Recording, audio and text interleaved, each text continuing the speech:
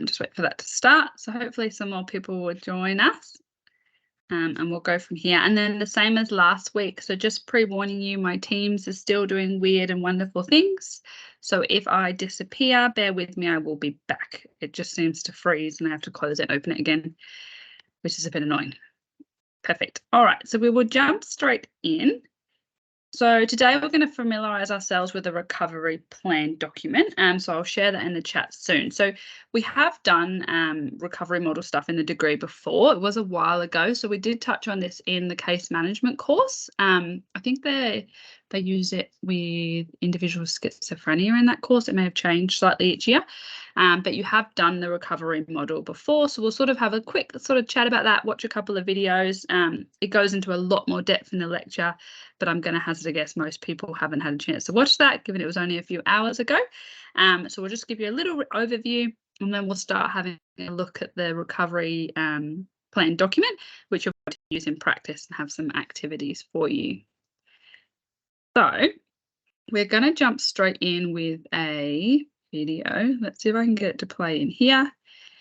If not, I will open it and share my screen. Can you guys let me know? Oh, got no volume on my thing. Here you go. Let me know if you can hear this.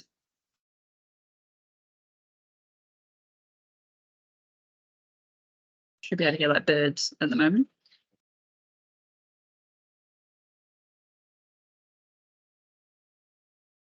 Are you able to hear her talking?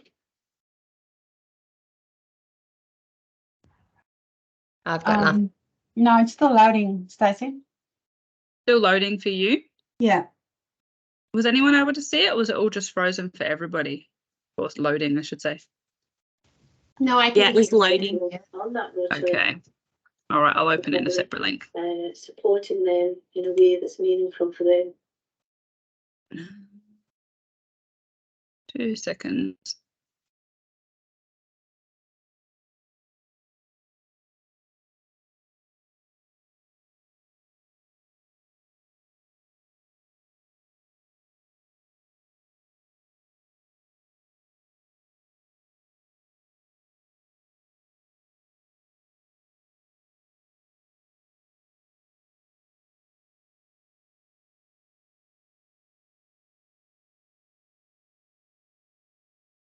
All right, let me see if I can do it this way.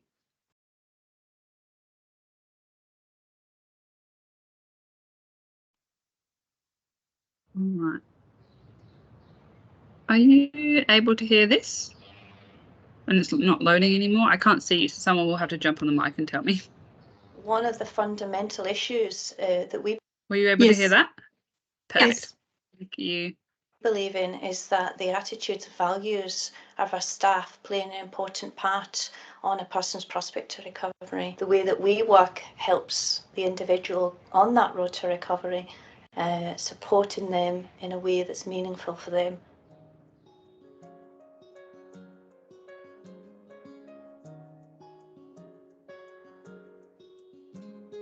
Basically, starting high school, and because you were gay in my village, you know, you were getting spat on and chucked things, sticks and stones, and with these bullies, because that's all they really were, shouting at you, you know, saying that you're ugly and you're repulsive and no wonder you're gay, that type of thing, you know, that does affect your mind on a daily basis. I would pay somebody to go and get my shopping for me, and I wouldn't go out the door. The next minute I knew I was getting more and more depressed, and then started cutting my hands, taking doses, drinking, and landed up in hospital. They just give you tablets in hospital and tell you go home and you'll be fine. But then 2 weeks later, you would be back in for that no to work. On the third attempt, when I got out, I made a decision that I would go straight to the doctors and ask for what help is available. Services will always talk about a person believing in them, and being absolutely, if you look at recovery stories, absolutely within there's always a one individual who believes in them, and often within those stories it is a professional who's believed that change is possible and invested that time in that individual and working with them through those stages of recovery.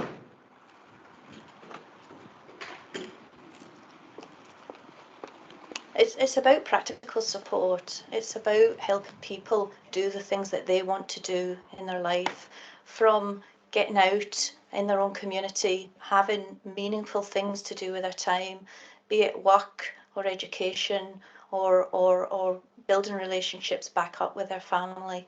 We help people to do all of that. At the back of your mind, you're thinking, this is never going to happen. No way.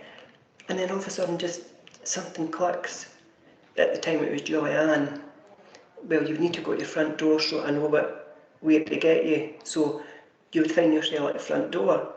Then it was, well, another person would turn up and, well, we'll get you at the gate.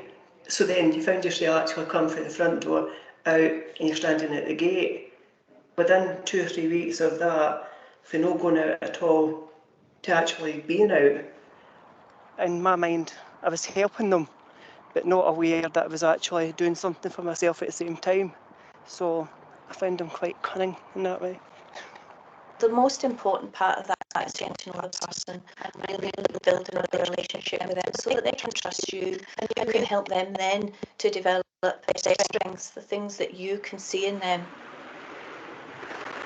It's ways of adapting to get around a particular situation, i.e. couldn't cope in a bus, too busy, panic attacks, things like that. They would go on the bus with you, you know, and then if you did feel a panic attack coming on, you just press the button, then get back out. I didn't have any confidence. You know, I wouldn't talk to people outside because I didn't think anybody would be interested in what I had to say, or, you know, I always thought I was an ugly person because that's how I was made to feel, that I was ugly and not worth anything. So the Lanarkshire Mental Health Association put you onto the other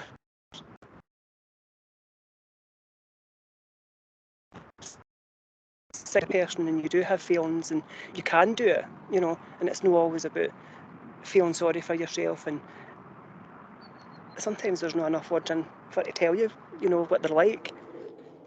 Recovery is an individual thing, it's a personal thing, and it's how you deal with it yourself, and there's no rights and wrongs. I've been there, done it, I've been at the darkest bits, I've been at the horriblest bits, I know what it feels like, and it can be done. Yeah, you're never going to be the same person again, but it's made me a stronger person and a more contented person to have a was before.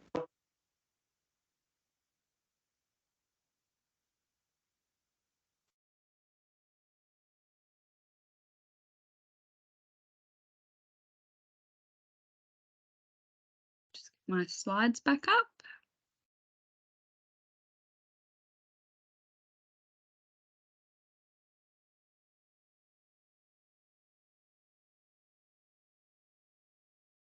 The video is trying to play. Actually, I'm going to share my screen again because it's another embedded video that will probably do the same thing.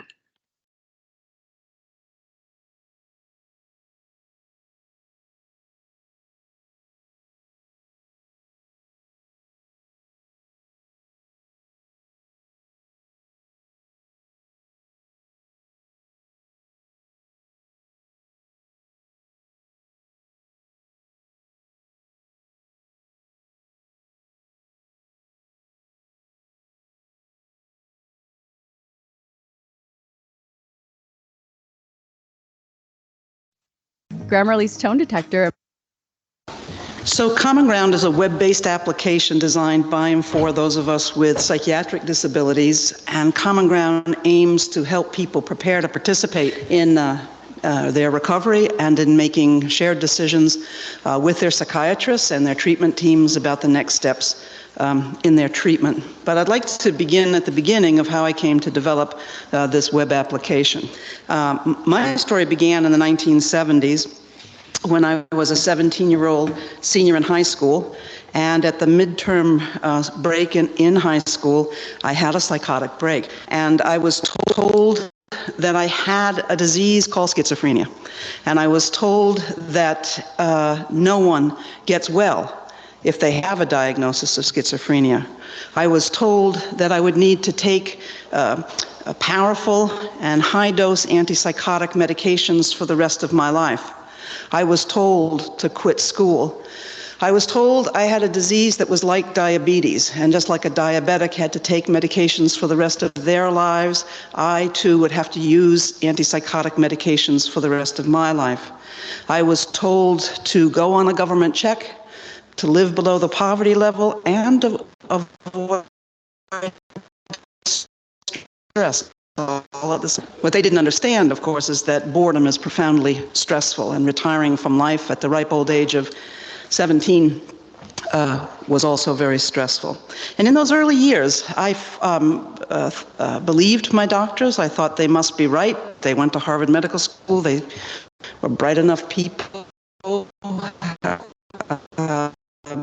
Never heard of anybody getting well. And so I followed my doctor's advice. And I took high-dose antipsychotic medications, and I returned to the hospital every now and again for treatment. And I was in ambulatory outpatient psychopharmacology care, went home to my parents' house.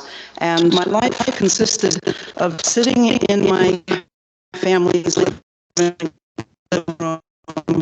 This was a habit I had picked up while in inpatient units, and simply sitting there smoking cigarettes. I would get up at 8 o'clock in the morning, smoke some cigarettes, have breakfast, sit in a chair all morning, eat lunch, take a nap all afternoon, get up around 3:30, sit in a chair, smoke.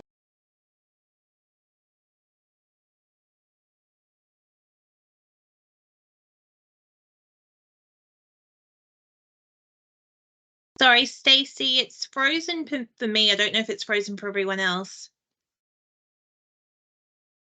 Yeah, it's frozen for me as well. And there's a lot of breakup in the voice as well.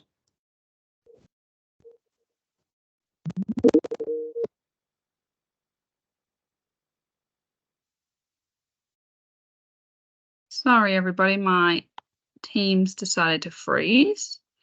I'll just bring that back up. And indeed, the medications did muffle some of the symptoms that I had been having, but I was on so much medication that all I could do was to sit and smoke cigarettes, and I call this the Coke and Smoke syndrome, where you just sort of sit there and vegetate. I was so sedated and so emotionally numb as part of the medication effect that not only was my disorganized thinking gone, but my ability to think at all had pretty much gone as well. And although my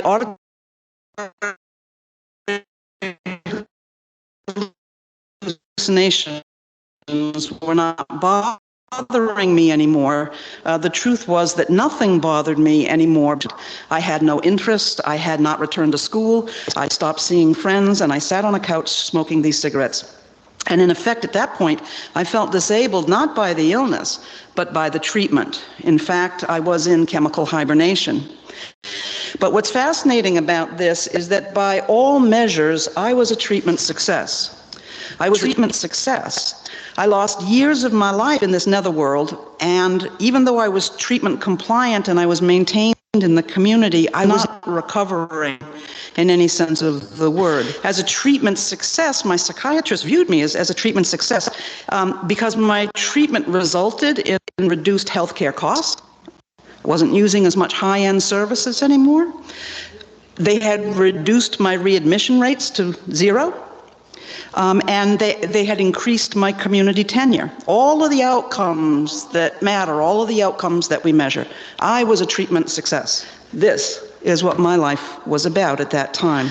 I was living out my life in the within the landscape of the human services, and I call that a life where the only people who are with you are people who are paid to be with you.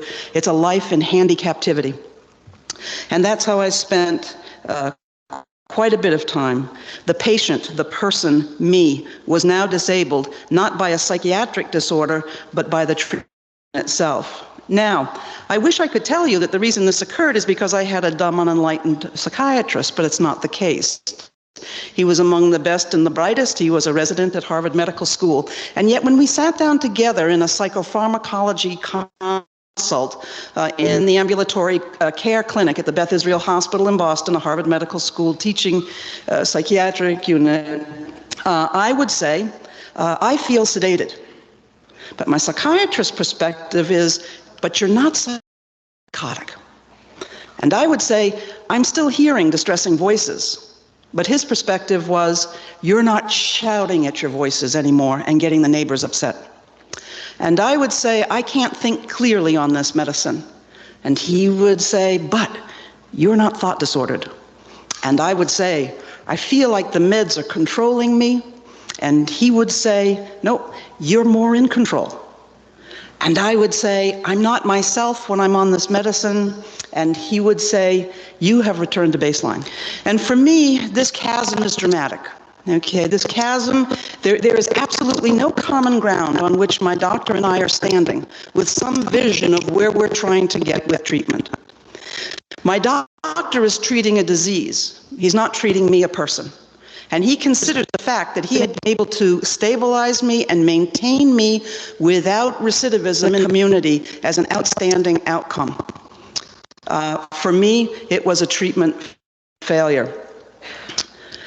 Something dramatic had to begin to change in order for me to be able to regain my life and to move on and achieve the things I wanted to do in my life. A radical change needed to happen in how my doctor and I worked together. And I've devoted my life's work to trying to understand how those of us with diagnoses of major mental disorders can find common ground so that this kind of profound loss of years and human potential does not occur. And I can tell you without a doubt that this treatment gap that I'm showing you here occurs routinely in psychiatric care. This is not at all unusual, where the prescriber sees as their job the treatment and stabilization of a medical condition at the expense of an individual's quality of life. Or I would even say life, period. So my work has been about finding a way to create common ground between us so that we can agree on where we're trying to get to.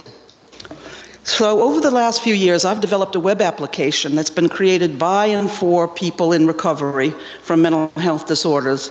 And we're creating this web application for folks with psychiatric.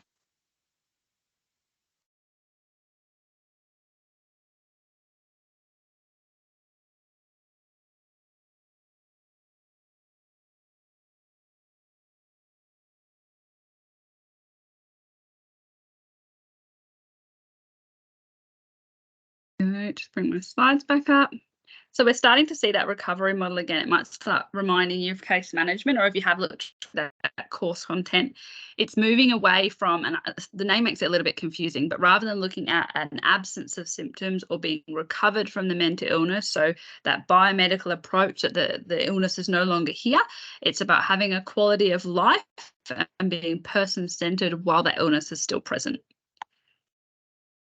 So I'm going to share in the chat let me just attach it, the recovery model document.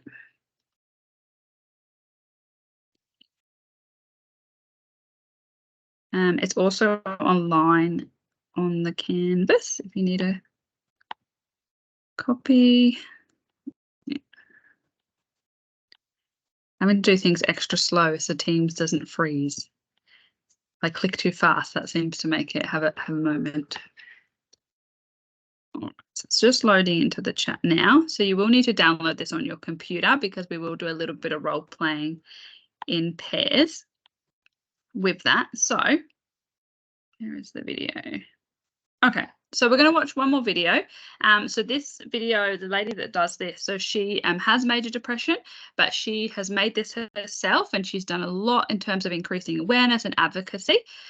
So we're going to watch this and then we're going to break up into pairs and we're going to start practicing as if one of you is Emily and you're doing that recovery model plan, filling out all of the steps there, and we'll have a look through that together. All right, 2 secs and I'll get the video up and share.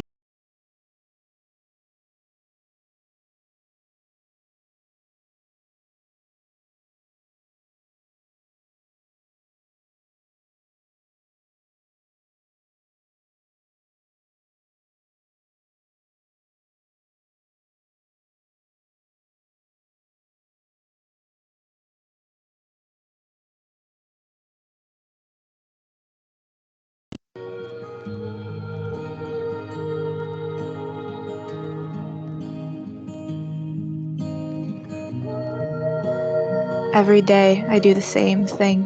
Mornings are hell. Getting out of bed is hard. I'm always tired no matter what I do.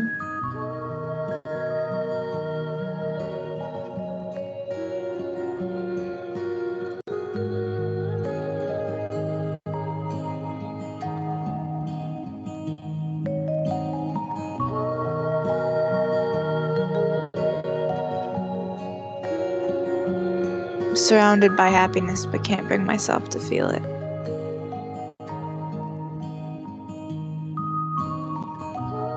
Every day I do the same damn thing. When did my life get so boring? Nothing brings me joy like it used to.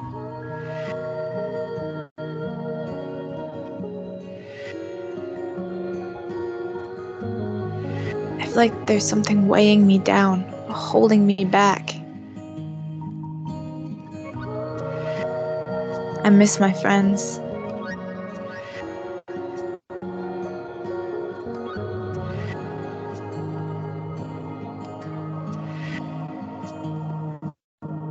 I miss the car rides and the beach.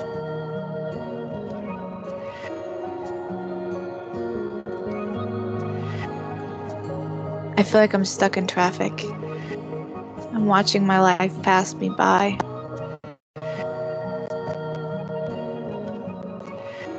I feel like I'm in a dream, and one day I'll just wake up and be happy. I'm sick of everything, but have no desire to change.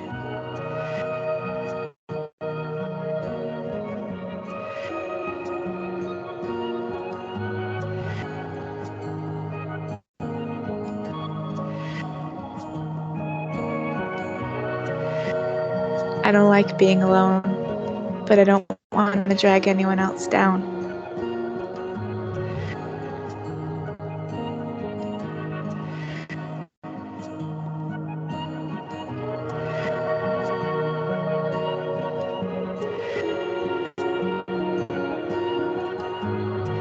Some days are better than others.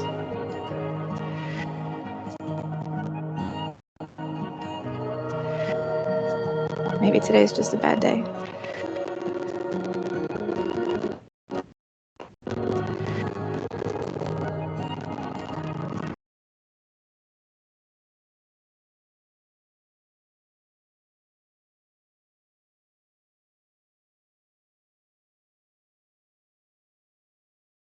Awesome. All right. Did we all manage to open the recovery plan document? Is that open? Slides back up. Yes. Perfect. Thanks so much, Alison. All right. Down on slides. All right, so it's fairly self-explanatory, a little bit like the psychosocial assessment. However, also remembering when you are doing it, you don't necessarily need to ask each question in the order that is in the recovery plan. You can sort of flow a little bit, whatever you're comfortable with. But the idea is as well with that recovery model, remembering that we are trying to come up with a plan on how they can live their life to the best of their ability and what they want it to look like while that mental illness is still there. So we're not sort of focusing too heavily on removing those symptoms, but how we can improve and make them, have the most out of their capacity. So, and I'll just show you this beforehand. It's meant to be after, but I'll show you beforehand. So it's just an explanation if you were explaining it to a client or another practitioner. But recovery and mental health will mean different things to different people, but essentially at the heart of recovery is the concept that you can regain mastery over your life, articulate what goals you aim to achieve, and then work towards these with the support that you need. Recovery ultimately means living a meaningful life that is unique to you as an individual, with or without symptoms, and that the illness is not the incomplete entire focus of your life. Would you like to work on a plan with me? So it is taking, you can sort of see that strengths perspective. We're looking a bit at that systems. rather than focusing on a deficit the whole time, which can often happen in that biomedical model. And kind of what we were seeing with Dr. Pat Dawson before, like the doctor's focus was on the removal of symptoms and therefore was considered recovery or a success. And yet she was not happy with her life. So finding that balance. All right, so we have shrunk down, I think, to 3 people. So I will still put you in a breakout room so you can practice, because you get the privacy of not being recorded still. But I'll just pop you in all together, and then we might just take turns between you guys, being the patient, one answering the questions, and one observing. Right. Just create the rooms now. Does anyone have any questions at the moment? Nope. Oh, good.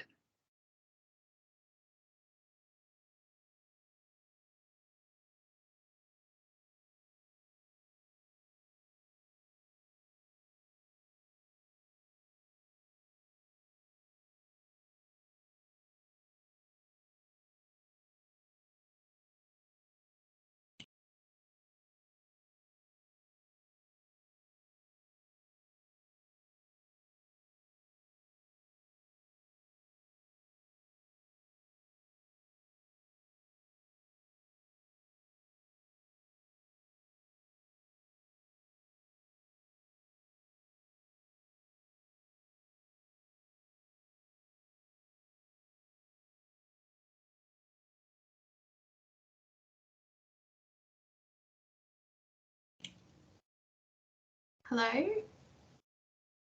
Oh, have you been stuck in here? Yes. Yeah, me too. That's so strange, because it also says you're in the meeting. Oh, I know, I wow, just okay. realised that. I wasn't sure what was happening. I was like, are we in the room?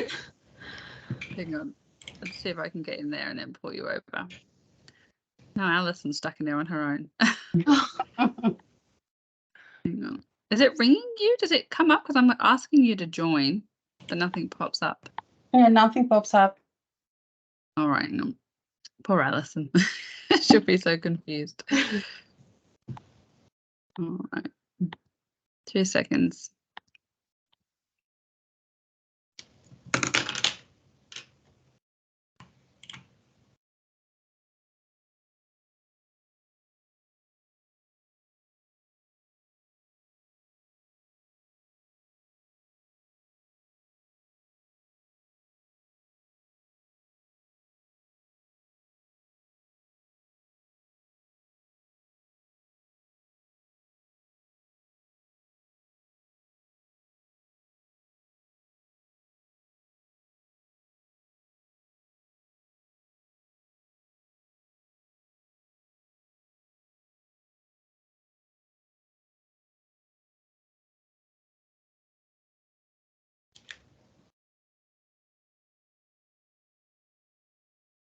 I'm just going to close the rooms because it's saying you're in there, but you're not. So let's see if I can close it and open it again. I Otherwise, think Alison got kicked out again. Right, hang on. Let's delete the rooms entirely. If not, if this doesn't work, I'll just turn the recording off. Yep. And then we'll just do it in here. All right. The joy of Teams. I have no idea what's going on with Teams lately. It must be school holiday mode. It's given up. It's decided it doesn't want to function. All right, one more time. We'll give it a go.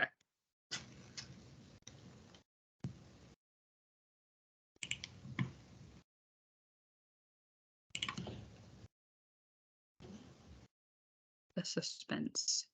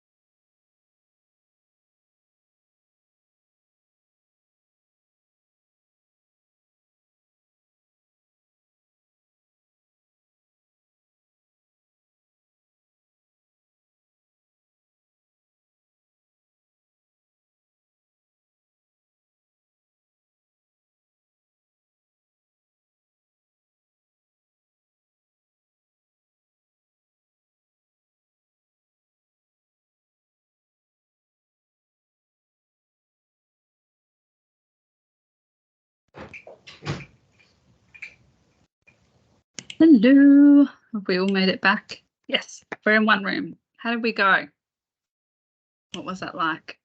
Yeah, really good. It was hard to like tap into being Emily and answering from her point of view. I was kind of like jumping into her story and then jumping into my personal. So but no, I felt like we did quite well, and Alison was my practitioner, and yeah, she was very thorough with it and asked all the right questions. It was good. Awesome. How did you go, Alison and Mina? No, I was just an observer. They took the entire section up, so I just left them to do whatever they were doing, and it was really good. And that it could be really helpful. We did in person today on campus, like I don't know if you've done the counselling course, but they do like a fishbowl activity. So where you have one client in the middle and everyone on the outside is like the practitioners asking the same client. And everyone said the same, like it was a really good opportunity to get to practice your own skills, but they got so much out of watching how other people phrase the questions and stuff. So yeah, no, that's really good. And that sort of just reminds me, so we were saying today, like we only get little bits, and you guys are really fortunate doing the intensive. I actually think you've picked the best option, that you get that full week to practice those skills. But also these forms, and the same with the psychosocial assessment form, even after doing this course, as wonderful as I think it is, you will still feel nervous. It still won't flow. So it really is important that you are sort of practicing them at home with friends, family, in the mirror, just getting used to it, because you don't have to read the questions exactly how they're written. As long as you're covering the same topic, you'll get your own style and way of framing them and stuff, which only happens with repetition. It's a little bit like driving a car. I was saying today, like when you first start, especially if you're driving a manual car, your brain's going, oh, what do I do? Clutch, like, accelerator, gear, etc. And it's very robotic, and you're having to say and remind yourself and fumbling. And now you would drive without thinking about it. You would just automatically be doing it. You would flow, you would adapt to the conditions of the road, etc., which is very similar to doing these assessments and recovery plans, any other tools like this. Once you understand the tool and you know all of the parts, you're able to adapt to the conditions. You're able to adapt to the different clients, different settings, etc. So it is really important to make sure if you have got anyone around you, or again, even with yourself, recording yourself, it'll feel a bit silly, but it really will help you in practice. Because I was most disgusted to realise after doing quite well in my degree, getting to the end, graduating, and I didn't emerge as some confident social worker with all of the skills and knowledge. It's sort of, oh, that's it. You've still got to do that extra stuff ongoing. So you can be doing it while you're doing your degree rather than trying to catch up afterwards. So that's it, guys, this week. It's quite short. So next week, Lise will be coming along to discuss that final assessment a little bit more. And we've only got 2 more weeks left together, because then we're coming together for the intensive, which I'm very excited about to get to see you all. Does anyone have any questions at this point? I know people have started that assessment. Lise will be here next week, but any questions at the moment about the course or anything? And I do really recommend you do listen to today's lecture recording, because we had a guest speaker that was amazing. And next week we've got another guest speaker as well. No, I just wanted to say, for me, it's that confidence thing. So like even starting off, I was like, oh, I don't know how to start it. But once you're into it, it's all right. But it's a confidence. 100%.